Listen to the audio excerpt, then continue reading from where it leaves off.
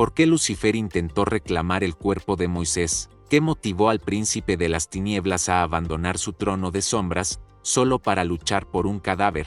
¿Qué ocurrió en esa montaña, cuando ningún ojo humano presenció la escena, cuando la tierra guardó silencio, y los cielos y el infierno contuvieron el aliento? Este es un misterio que casi ninguna iglesia se atreve a abordar. Una escena apenas susurrada en un versículo poco conocido de la carta de Judas. Una batalla que no fue librada con espadas, sino con autoridad.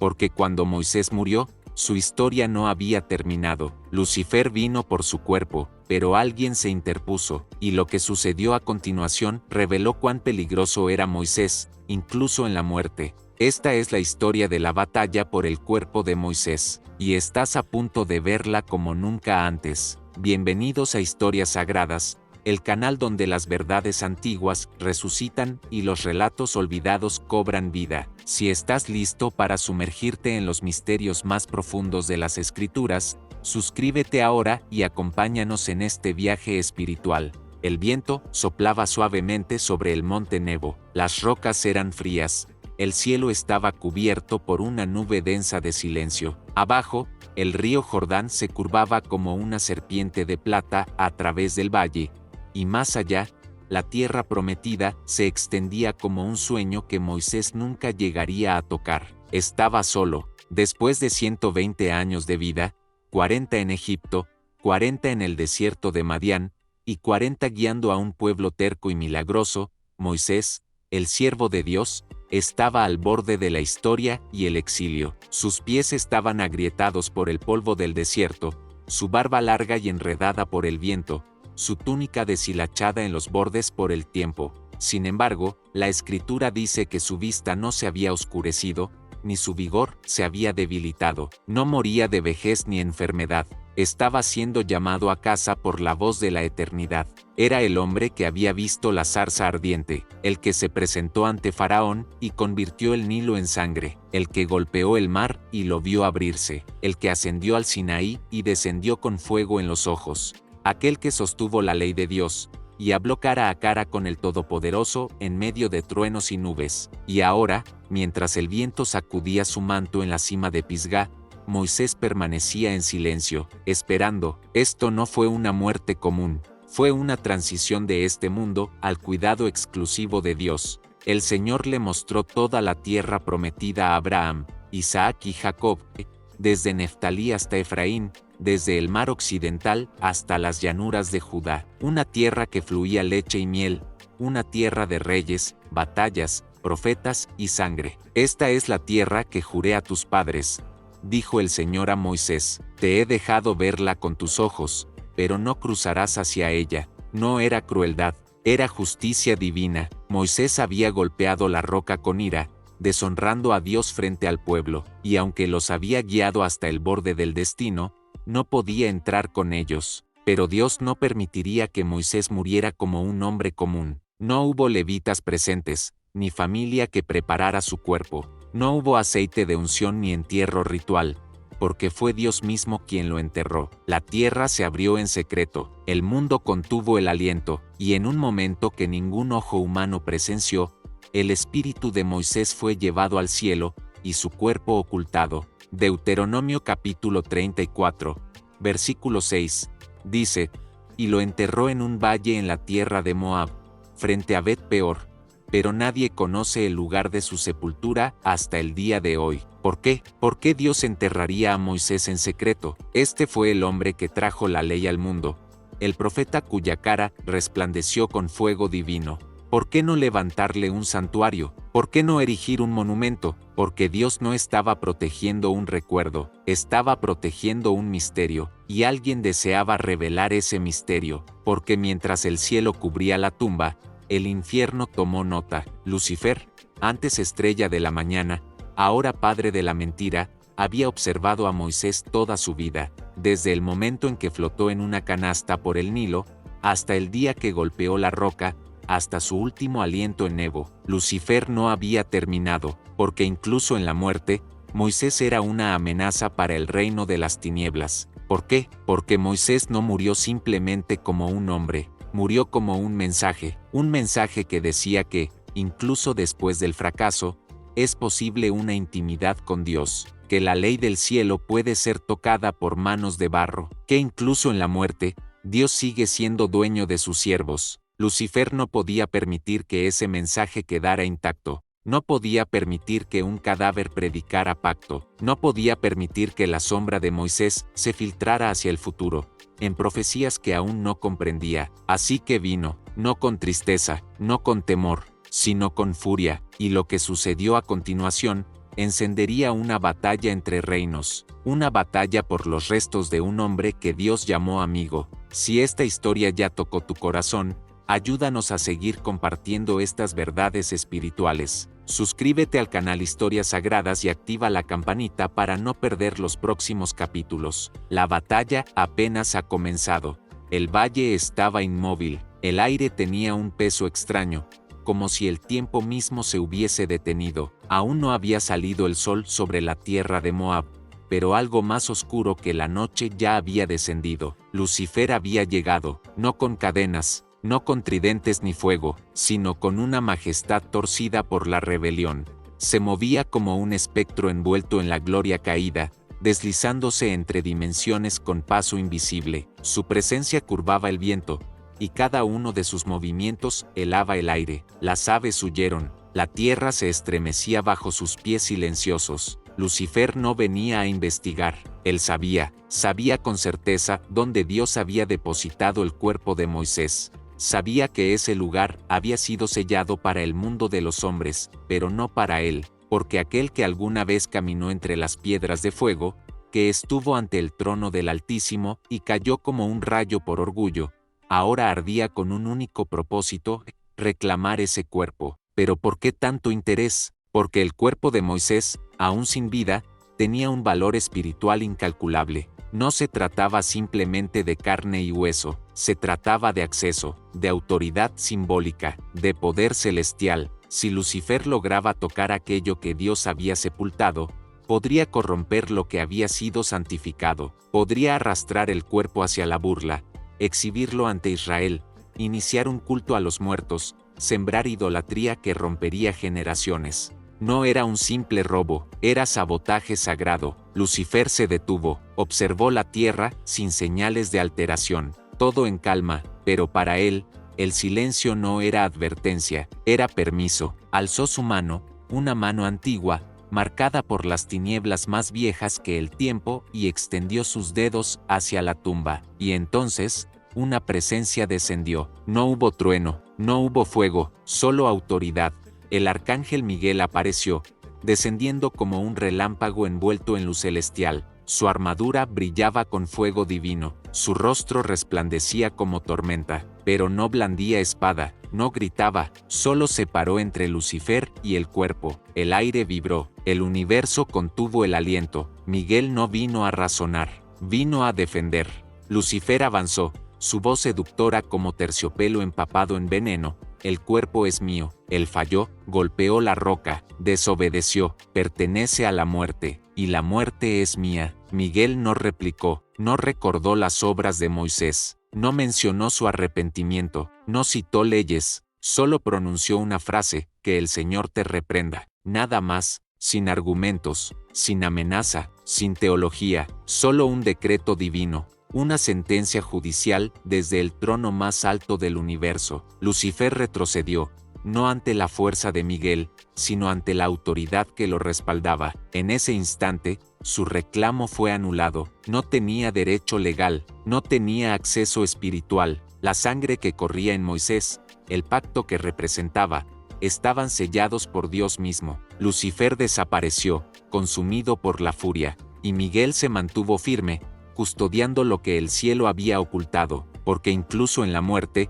Moisés seguía siendo un arma en las manos de Dios. Esto no fue un suceso celestial extraño o aislado, fue una guerra estratégica. Lucifer no descendió a reclamar a cada profeta muerto, no vino por José, no trató de tomar a Elías cuando fue llevado en fuego, no merodeó sobre la tumba de David, ni sobre la de Isaías, pero por Moisés, vino en persona. ¿Por qué? Porque el cuerpo de Moisés no era solo un cadáver, era una clave, una llave que abría misterios que Lucifer aún no comprendía, y, aún en toda su arrogancia, había verdades que lo hacían temblar, verdades que Moisés representaba completamente.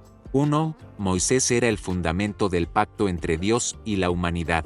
No era un simple profeta, era el portador de la ley divina. Él recibió las tablas, escritas por la misma mano de Dios. Redactó la Torá, los 5 primeros libros de la Escritura, que definieron el pecado, señalaron la santidad, y, finalmente, apuntaron hacia el Mesías prometido. Lucifer lo sabía, sabía que, si lograba distorsionar el legado de Moisés, podría torcer la ley misma, transformarla en una herramienta de esclavitud, convertir el mandato divino en un sistema religioso sin revelación, en rituales sin relación con el Creador. Si lograba apoderarse de sus restos, podría usar la nostalgia como arma, podría inducir al pueblo a idolatrar lo que Moisés fue, olvidando al Dios que él sirvió, crear un culto alrededor del cadáver, desviando la adoración del corazón del pueblo. 12. El cuerpo de Moisés estaba marcado por la gloria de Dios. Lucifer le temía. ¿Por qué? Porque Moisés había subido al monte Sinaí y visto la retaguardia de la gloria divina. Su rostro había brillado con tanta intensidad que los israelitas le rogaron que usara un velo. Su carne había sido saturada con la presencia del Altísimo. Aunque esa luz se desvaneció con el tiempo, y si aún quedaban rastros, Lucifer no solo es un mentiroso, es un acumulador de poder. Anhela lo que alguna vez estuvo lleno de gloria, para profanarlo, para arrastrarlo a la vergüenza, como hizo con Eva, con Caín, con Judas. Pero Moisés era diferente, falló, sí, pero no cayó, pecó, sí, pero no se rindió. Lucifer quería apropiarse de ese misterio, de esa contradicción sagrada, quería mancillar el símbolo de un fracaso redimido, porque si Moisés podía pecar y aún así ser sepultado por Dios, entonces los hombres tendrían esperanza. 3. Moisés estaba destinado a regresar. Lucifer no conocía la profecía con exactitud, pero entendía los patrones. Sabía que Moisés no permanecería en el polvo. Siglos más tarde, Moisés se manifestaría con Elías en el monte de la Transfiguración, conversando con Jesús sobre su muerte inminente. Lucifer sabía que la historia de Moisés no había terminado, y si conseguía corromper ese cuerpo antes de ese momento, si lograba profanarlo, torcerlo, reclamarlo, tal vez podría interrumpir la profecía misma, alterar el curso del tiempo, sabotear los planes del cielo. Lucifer no venía tras huesos, venía tras el destino, y eso hacía de Moisés una amenaza. Cuando Moisés murió, no fueron ejércitos celestiales los que llegaron a proteger su tumba, fue uno solo, Miguel. Pero Miguel no era un mensajero cualquiera, no era un guardián común, él era el príncipe guerrero del cielo,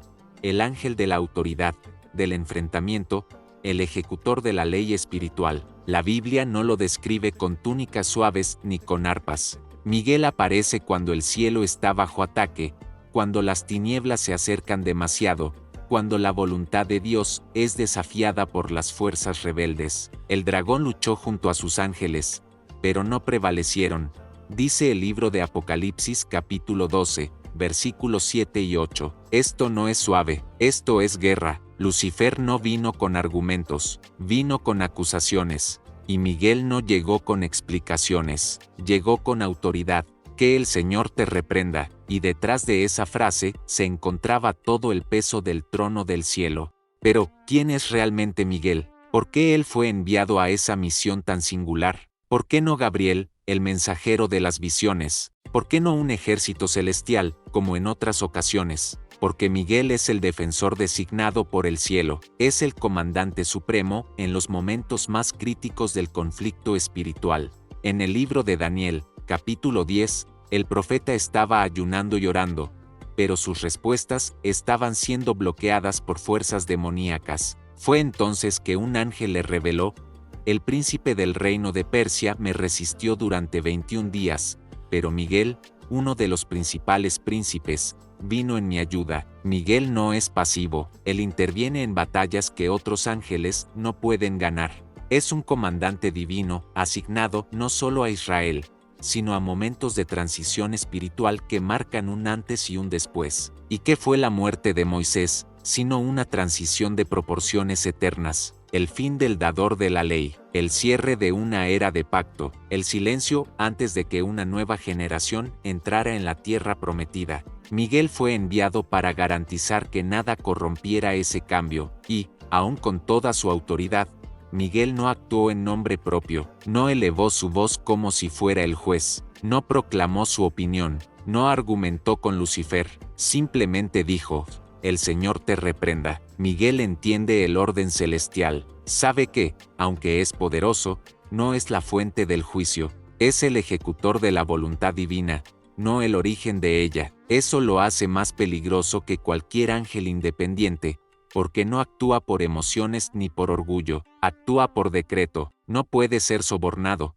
tentado ni intimidado. Cuando él habla, es porque Dios ya ha hablado, y eso es lo que Lucifer más odia, porque mientras Miguel representa el orden, Lucifer encarna el caos. Miguel aplica la ley divina, Lucifer la tergiversa. Miguel espera la voz del Altísimo, Lucifer usa la suya propia. Son enemigos antiguos, opuestos desde el principio, y sobre la tumba de Moisés, ese odio volvió a arder.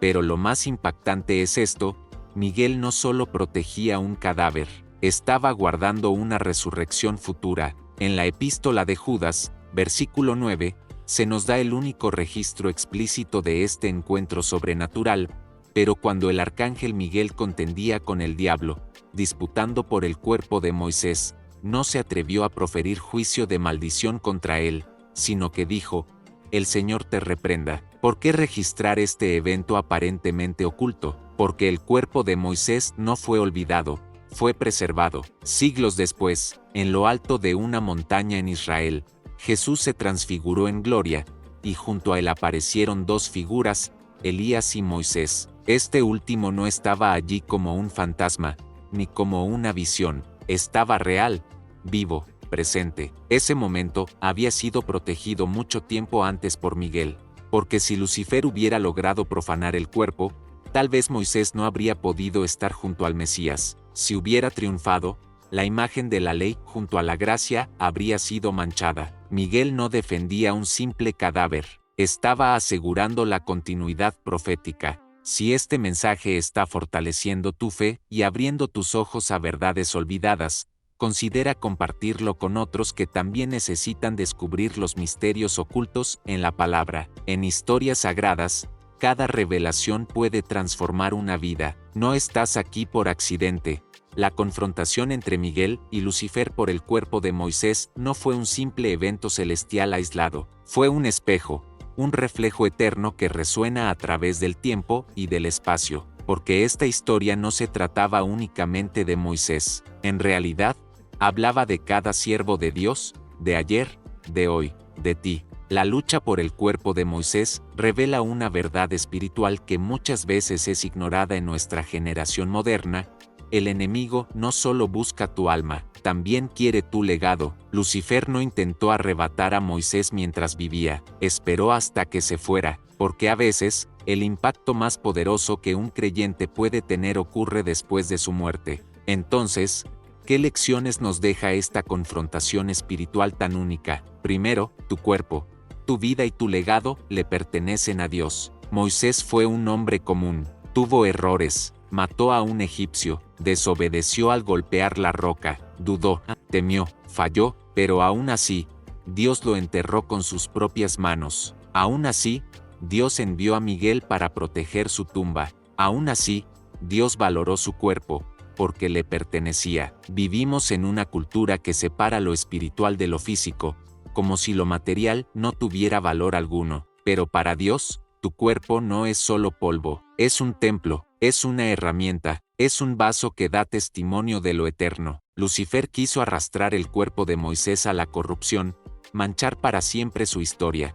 Pero Miguel se interpuso, porque cuando algo ha sido reclamado por Dios, es intocable, incluso más allá de la muerte. ¿Y qué nos dice eso a nosotros? Que si Dios envió un arcángel para proteger el cuerpo de un profeta, cuanto más luchará por ti, por tu llamado, por tu historia. No hay caída tan profunda que la gracia no pueda redimir. No hay fracaso tan grave que el amor del Padre no pueda cubrir. Segundo, Satanás todavía pelea por terrenos que Dios ya ha reclamado. Lucifer no tenía ningún derecho legal sobre el cuerpo de Moisés, pero vino de todos modos. Así actúa, él irrumpe, miente, acusa, se presenta en lugares donde ya no tiene acceso, e intenta recuperarlos por medio del engaño. Incluso hoy, el enemigo sigue apareciendo para desafiar lo que Dios ha declarado como sagrado. Susurra sobre tu mente: no estás perdonado, te señala el pasado, fallaste, pecaste, no mereces terminar bien, pero cuando lo hace, Dios no discute con él, Dios lo reprende, el Señor te reprenda. Esa frase no es solo para ángeles, es una arma para cada creyente. Cuando el enemigo venga a recordarte tus errores, repréndelo. Cuando quiera adueñarse de lo que Dios ya perdonó, repréndelo en el nombre del Señor. Miguel no peleó con sus propias palabras, invocó autoridad divina, y tú también puedes hacerlo. Tercero, el cielo luchará por ti en los lugares que tú ni siquiera puedes ver. Moisés nunca presenció esta batalla, ya había partido, pero el cielo peleó por él de todos modos. Esa es la belleza de caminar con Dios. No necesitas estar presente para que Él defienda tu nombre. En tu ausencia, Él habla. En tu debilidad, Él envía ayuda. En tu silencio, Él libra guerras en tu favor. Ahora mismo, hay batallas espirituales ocurriendo por tu vida, por tu influencia, por tu futuro, y tú ni siquiera lo sabes, pero Dios sí. Y si Él envió a Miguel para proteger la tumba de Moisés, sin duda enviará ángeles, personas, milagros y reprensiones divinas para proteger tu llamado. Tu obediencia nunca será olvidada, tus fracasos jamás serán definitivos, porque en el reino de Dios, incluso tu tumba es sagrada. Entonces, ¿qué ocurrió realmente en aquella montaña solitaria donde Moisés exhaló su último aliento y Lucifer vino a reclamar lo que no le pertenecía? No se trataba solamente de un cuerpo, ni de un profeta, se trataba de pertenencia, de autoridad, de un reino que jamás será sacudido. Moisés falló, sí, pero caminó con Dios, y aún en la muerte, no fue abandonado. Las acusaciones de Lucifer no pudieron contra una sola línea. El Señor te reprenda. Esa es la fuerza de la gracia, ese es el poder de un pacto eterno. Eso es lo que sucede cuando Dios reclama tu historia, porque incluso si el infierno golpea tu puerta, el cielo ya tiene la llave. Así que, cuando te sientas olvidado, recuerda a Moisés. Cuando el enemigo susurre que has caído demasiado, recuerda que Dios enterró a Moisés con sus propias manos y lo trajo de vuelta para la gloria. Si Él defendió una tumba, sin duda también te defenderá a ti. Esto no es solo un misterio, es una promesa. Has estado viendo Historias Sagradas, el canal donde los capítulos perdidos de las Escrituras cobran vida con fuego. Si este mensaje tocó tu espíritu, te invito a compartirlo, dejar tu me gusta y suscribirte, porque la guerra entre la luz y las tinieblas no es cosa del pasado, aún continúa, y tú formas parte de ella. Hasta la próxima, mantente vigilante, firme, y completamente suyo.